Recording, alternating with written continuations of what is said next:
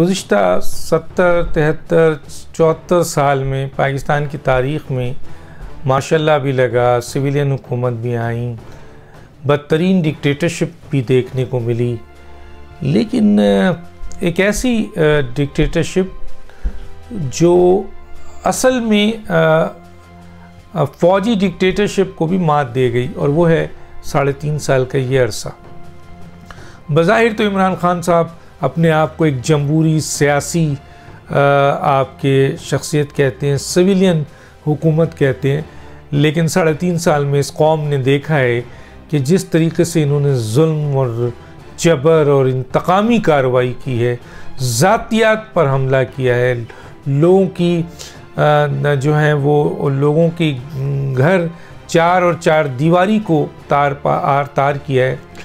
ये माजी में डिक्टेटरशिप में भी ऐसी सूरत हाल नज़र नहीं आई।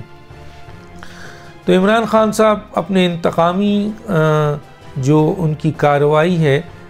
वो उसका बकौल किसी शख्स के कि अब आखिरी मराहिल है, वो अपना जो जुल्म है अपना, और जो उन्होंने हुकूमती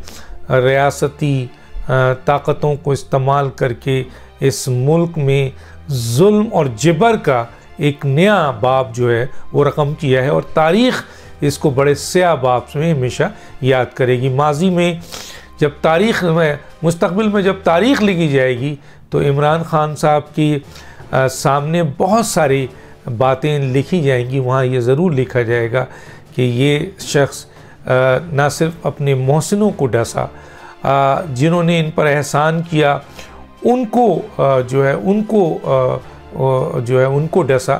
बल्कि इंतकामी कार्रवाई में ये उस हद तक चले गए जो अमूमन एक डिक्टेटर भी नहीं जाता है। और अभी की जो सूरत हाल आप देख लें, मीडिया हो, सियासतदान हो, आम आदमी हो, दोस्त हो, इनकी पार्टी का आदमी हो, कोई एक शख्स चाहे वो कोई भी हो, अगर वो इमरान खान के पर तनकीद करता है या इमरान खान का मुखालिफ है तो आप समझ लीजिए कि इमरान खान की इंतकामी कार्रवाई, इंतकामी अमल का वो शिकार हो रहा है। अभी हालिया जो एक बहुत बड़ी न्यूज़ है मैं आपसे शेयर करता हूँ, और वो ये है कि इस वक्त इमरान खान साहब ने नैब को भी और FIA को भी बाज़ाब्ता हुक्म जारी किया है कि सियासी तौर पर 2 शख्सियात जो हैं उनको किसी तौर पे भी जेल में होना चाहिए, चाहे कोई भी केस बनाए, कोई भी चीज़ आप इस तक करें। जिस तरीके से उन्होंने चंद एंकर्स और चंद मीडिया पर्सनस के लिए और सहाफ़ियों के लिए हुक्म जारी किया है कि कोई भी इनके केसेस बनाकर इनको जेल के अंदर किया जाए, इसी तरीके से अभी जो ये इनकी आखिरी, जिस तरह कहते हैं ना कि जब आग भड़कती है तो वो बुझने के लिए भड़कती है, इमरान खान साहब की ये जालिमाना हुकूमत का ख़ात्मा होने वाला है, और उससे पहले वो अपना आखिरी वार कर रहे हैं, और वो वार मरियम नवाज़ साहिबा और शहबाज शरीफ के लिए उनका हुक्म जारी हुआ है। एक बहुत अहम ज़िम्मेदार आपके अफसर के मुताबिक इस इशू के ऊपर इदारों में जो है वो तज़ाद आ चुका है। इदारों के अंदर जो है इस इशू को लेकर, इस किस्म के ऑर्डर्स को लेकर मानने या ना मानने के लिहाज से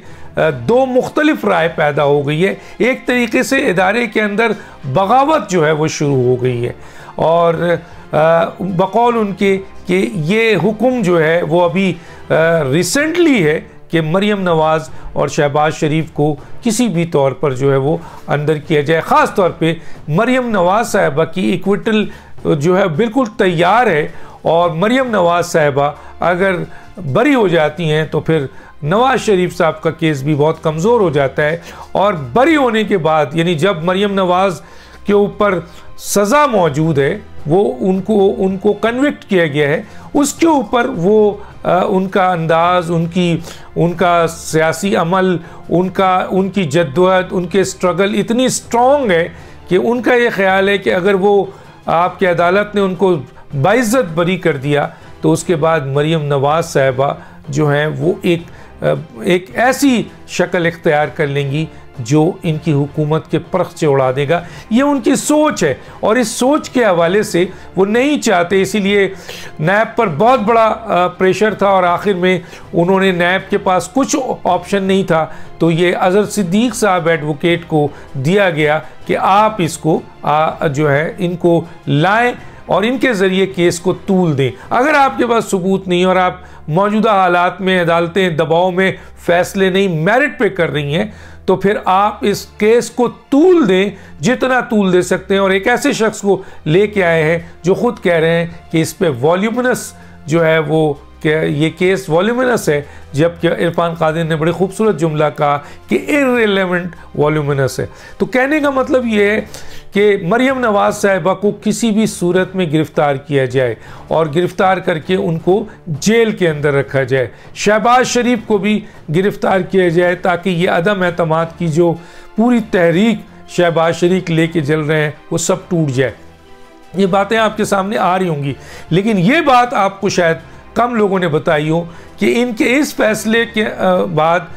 जो इदारों के अंदर, इवन नैब के अंदर, FIA के अंदर दो राय जो है वो डेवलप हुई है। और एक राय ये कहती है कि हम इस हुक्म को अगर मानेंगे तो हम ये गैर आइनी और गैर कानूनी हुक्म है और इससे इदारा बदनाम होगा, इदारे को नुकसान पहुँचेगा और हमारी क्रेडिबिलिटी जो है वो ख़राब होती है। और कल हमें इन चीज़ों का जवाब देना है। तो एक बहुत बड़ा तबका उन इदारों में मौजूद अफसरों का इन चीज़ों को मानने को तैयार नहीं है, लेकिन चंद लोग ऐसे हैं जो इनको मानने को तैयार हैं और वो कोशिश कर रहे हैं कि कोई चीज़ भी उनके हाथ ऐसी लगे जिसकी बुनियाद पे वो मरियम नवाज साहिबा और शहबाज शरीफ साहब को गिरफ्तार कर सकें। शहबाज शरीफ से भी ज़्यादा मरियम नवाज के ऊपर प्रेशर है कि उनको गिरफ्तार किया जाए, क्योंकि ये बात आया है उनको, उनकी अपनी हुकूमती इंटेलिजेंस ने बता दिया है कि उनको मरियम नवाज साहबा की बरियत जो है वो किसी भी सूरत में अब रुक नहीं सकती है। जिस तरीके से अदालत चल रही है और वो मांग रही है, तो गोया अब कोई प्रेशर, कोई लालच, कोई ऐसा गैर आइनी गैर कानूनी अमल नहीं आएगा, बल्कि मेरिट पे उनकी इक्विटल होती है और बरियत होती है। ये सुनने के बाद इमरान खान किसी भी सूरत में मरियम को बाहर आने नहीं देना चाहते हैं। वो कहते हैं कोई भी केस बनाओ, किसी भी सूरत में मरियम नवाज साहिबा को जेल भेजा जाए ताकि वो जेल के अंदर जाएं। और फिर जो इस वक्त अदम एतमाद के सिलसिले में शहबाज शरीफ के हवाले से आपको पता है, पहले भी हमने व्लॉग किया था और जगहों से भी आपको ये इन्फॉर्मेशन मिली होगी कि शहबाज शरीफ को गिरफ़्तार करके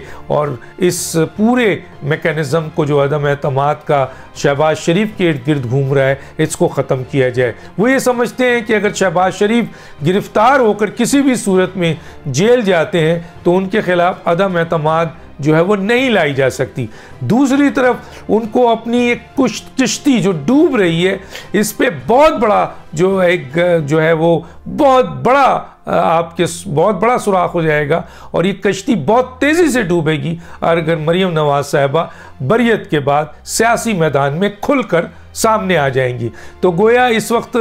ये एक बहुत बड़ा ऑर्डर है। मैंने कहा इदारों के अंदर एक तरीके से समझ लीजिए बगावत की सूरत हाल है कि इदारे के अंदर बहुत सारे अफसर इस बात को मानने के लिए तैयार नहीं है और उनकी राय जो है वो दूसरे चंद अफसर की राय से बिल्कुल मुख्तलिफ है। हालांकि कुछ लोग चाह रहे हैं कि वो किसी भी सूरत में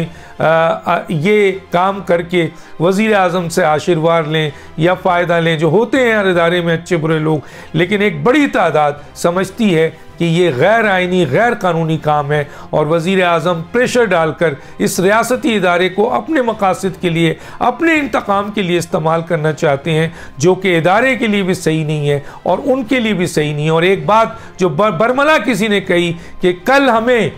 इनको तो जवाब देना ही है, देना है इमरान खान को, इनको निकलने नहीं दिया जाएगा, लेकिन हमें भी जवाब देना है। फिर हम भी एक पार्टी की सूरत में नज़र आएंगे और इमरान खान की हुकूमत कितने दिन है ये भी सबको नज़र आ रहा है। तो वो ये समझते हैं कि हम इस गलत फ़ेल का हिस्सा ना बने, गैर आइनी गैर कानूनी काम ना करें, इस इदारे को बदनाम ना करें और अपनी शख्सियत को मुतनाज़ा ना करें। और कल जब इदारों के अंदर एहतसाब होगा जो इमरान खान के कहने पर इंतकामी कार्रवाई कर रहे थे, उनका यकीनन कल एहतसाब होना है, तो उनको उसकी भी समझ है। तो ये एक बड़ी ख़तरनाक सिचुएशन है